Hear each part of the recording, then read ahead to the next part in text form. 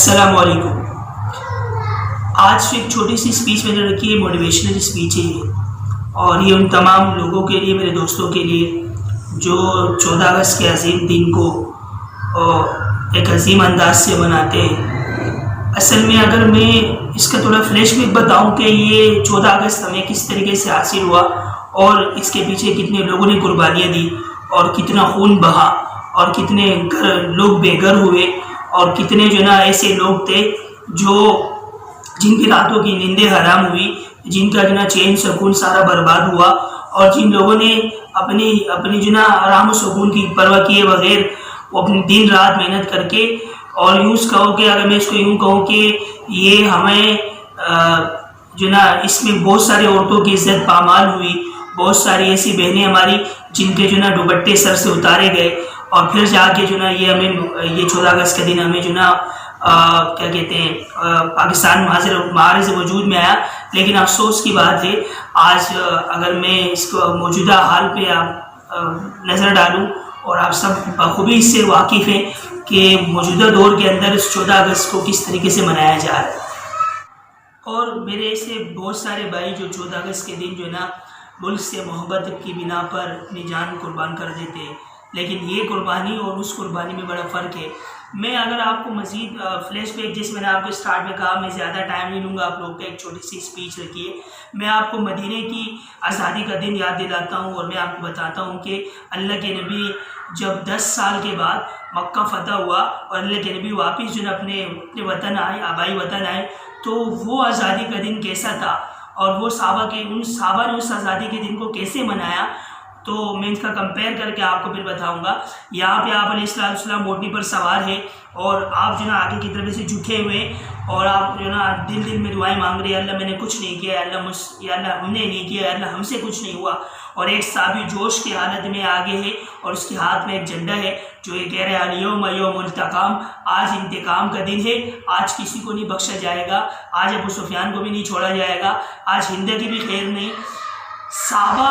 ایک صحابی سے بھی جذبے سے آگے تھا جو یہ بول رہا تھا، اچانک اللہ کے نبی پیچھے کیا کہہ رہے ہیں، اللہ ہم سے کچھ نہیں ہوا، ہم نے کچھ نہیں کیا۔ جب آپ علیہ السلام کی نظر اس صحابی پر پڑی تو آپ نے فرمایا، دوسرے صحابی سے فرمایا، اسے پیچھے کرو، تم آگے جاؤ اور یہ جملہ تبدیل کرو، یہ آواز لگاؤ، الیوم یوم المرحمہ، آج کا دن خیرخواہی کا دن ہے، آج کسی کو کچھ نہیں کہا جائے گا، آج سب معاف ہے، ہندا کو بھی معاف کر دیا جائے گا، اور مطلب جتنے بھی آپ علیہ السلام کے دشمن تھے، منافق تھے، ان سب کے لیے اللہ کے نبی نے کہا یوم المرحمہ ہے۔ اب میں بات کو مختصر کر رہا ہوں، جب رات کا سما آتا ہے، اور یہ اب آزادی کے ایک بہت بڑا دن تھا صحابہ کے لیے، کیونکہ آبائی ملک میں آنا، پھر آپ علیہ السلام کا 10 سال کے بعد آنا، پھر صحابہ کی تعداد کا بڑھ جانا، ان ساری چیزوں کو اگر ہم دیکھیں تو ایک بہت بڑا جشن منانے کا دن تھا۔ لیکن آپ علیہ السلام رات کو گزر رہے تھے، ہندا اپنے گھر سے اٹھی یہ دیکھنے کے لیے کہ آج تو ناچ گانے کی محفلیں سجیں گی، آج تو شراب چلیں گی، کیونکہ صحابہ کو 10 سال کے بعد فتح ملی ہے۔ تو ہندا اپنے گھر سے نکلی اور یہ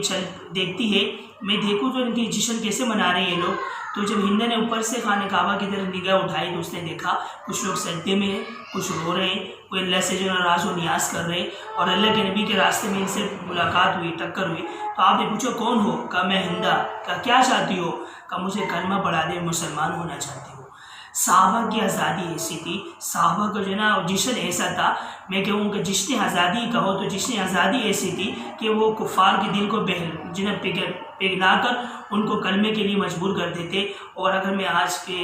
تمام بھائیوں کو کہوں گا ضرور، اسپیشلی اکثر اس میں بائک والے بہت سارے جان گنوا دیتے،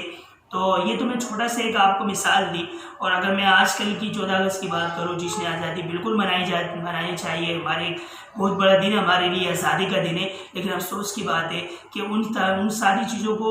ہم بھول جاتے ہیں جس کی وجہ سے ہمیں حاصل ہوا، یہ دن ہمیں ملا اتنا بڑا دن۔ تو ہمیں چاہیے کہ ہم چھوٹا سا میسیج ہے میرے ان تمام بھائیوں کے لیے کہ آپ ضرور اس میں خوشی منائیں، آپ اس کو انجوائے کریں، لیکن لمٹس کے اندر آپ ضرور لمٹس کو فالو کریں، اور آپ کوشش کریں کہ ایسا کوئی عمل ہم سے سرزد نہ ہو جس سے ہمارا دشمن